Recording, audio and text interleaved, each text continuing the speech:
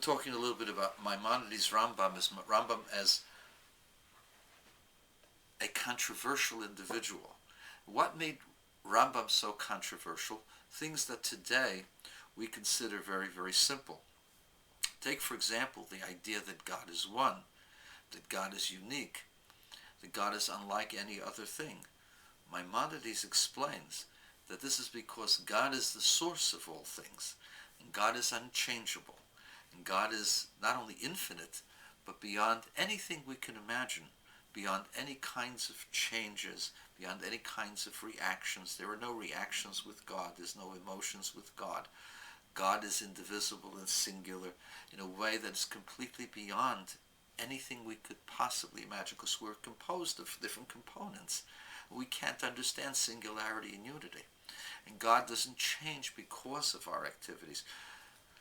Doesn't make a difference to God whether we worship God or not. It is only different to us. By connecting ourselves to God and understanding God, we become one with God. But as far as God is concerned, it makes no difference. And so this destroys many, many myths about what God is all about.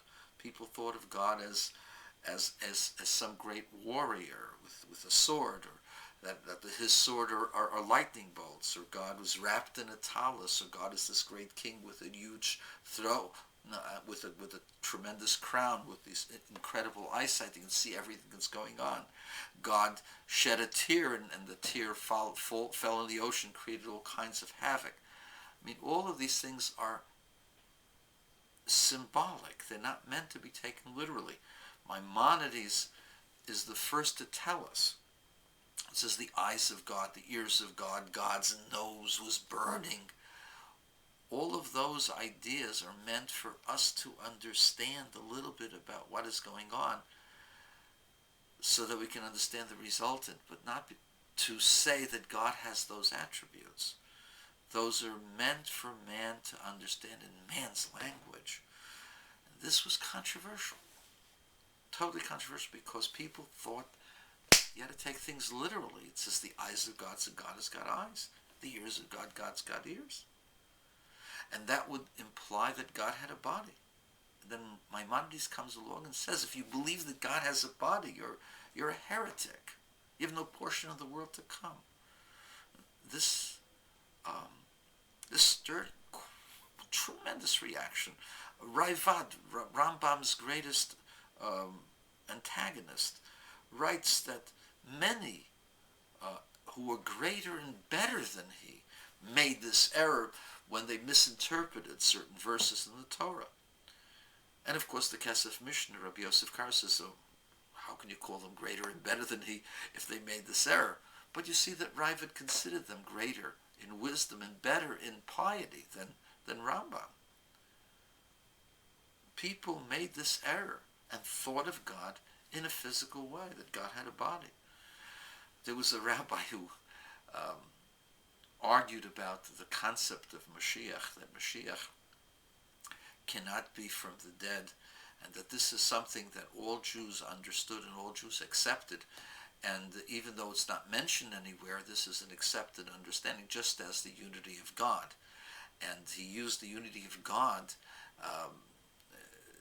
as a proof that that even though it says something, it doesn't say anything about it in the scriptures, still it is very, very widely understood and accepted that this is the truth of it, and therefore one truth is the same as the other truth. What this rabbi failed to understand was the very idea that he was saying was simple and accepted by all, was not so universal and accepted up until Rambam. Rambam was the one who told us that it's not that way. And afterwards, anybody who thought that way was a heretic.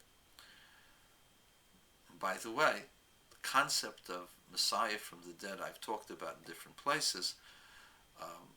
One of the interesting things is that in the Jerusalemite Talmud, second chapter, the first couple of pages, he says, what is the name of the Messiah? What are the names of the Messiah? According to the majority of the rabbis, is David. And if he be from the living, his name will be David. But if he's from the dead, he will be David.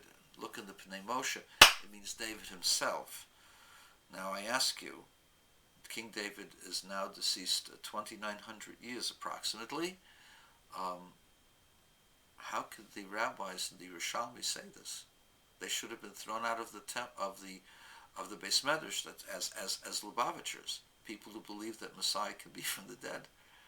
Obviously, the fact that this was the majority of the rabbis of that generation, the idea that a Messiah can be raised from those who are not presently living, it indicates that it's not a non-Jewish idea, and that indeed Messiah can be from those that have passed on.